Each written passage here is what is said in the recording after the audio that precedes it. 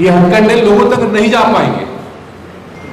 लेकिन आप लोगों ने पीपीटी के माध्यम से देखा कि किस तरीके से भूपेश बघेल ने छत्तीसगढ़ की जनता को कल भी गुमराह किया था और आज भी गुमराह कर रही है। लेकिन कांग्रेस पार्टी का जो वास्तविक चेहरा है, झूठ परेड पर जो झांसा देने की राजनीति है, ये उनका वास्तविक चेहरा आज जनता के सम्मुख में आ चुका है। जनता सब समझती है। भाइयों, भूपेश बघेल लगातार भारतीय जनता पार्टी की सरकार के ऊपर आरोप लगाते हैं,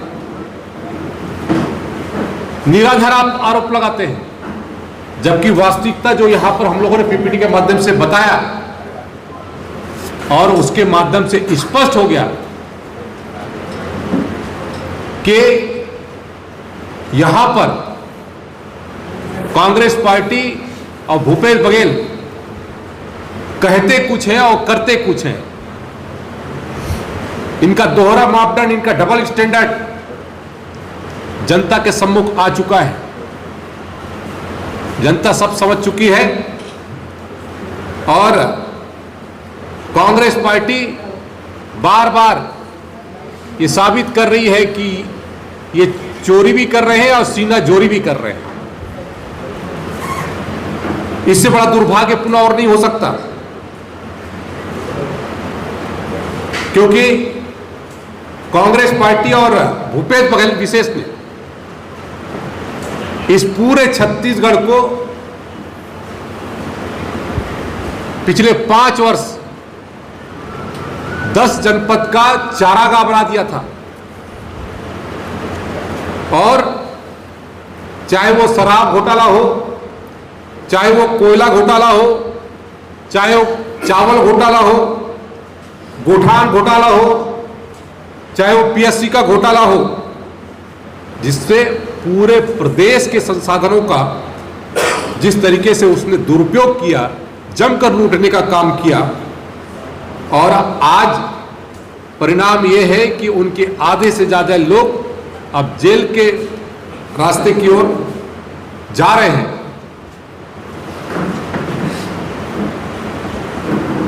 और आपको याद होगा कि जब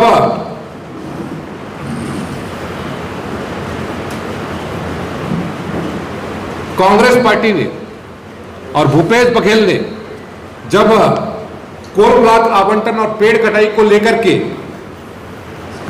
जो सवाल उठाए थे, पर 10 जनपद से जैसे ही आपके सरकार के ऊपर दबाव आता है तो आप शरणागत हो गए थे।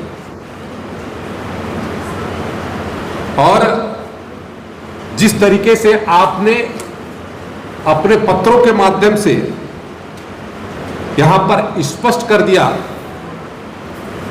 और अभी अभी आप लोगों ने देखा कि भूपेश बघेल किस तरीके से अपने बयान में कह रहे हैं कि यदि कोल ब्लॉक आवंटन के यदि नहीं होता है तो क्या छत्तीसगढ़ के लोग बिजली का कनेक्शन लेना बंद कर दें, एसी चलाना बंद कर दें। इस तरीके से उन्होंने छत्तीसगढ़ की जनता को कहा। तो मैं पूछना चाहता हूं भूपेश बघेल से,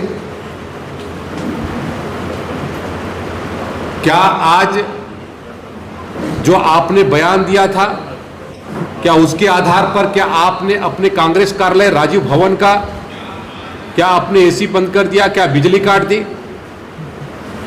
इस बात का भी जवाब आपको देना चाहिए।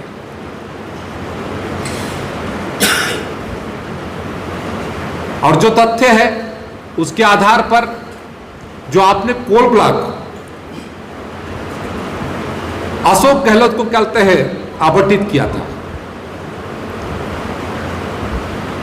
और इससे पहले जब मनमोहन सिंह की सरकार थी, कांग्रेस पार्टी की यूपीए की सरकार थी, तब भी आपके ही नेताओं ने कोल ब्लॉक आवंटन करने के लिए जो रास्ता आसान किया था, ये भी आप लोग के समझ में स्पष्ट हो चुका था। 2010 में जब केंद्र में यूपीए की सरकार थी, मनमोहन सिंह की सरकार थी,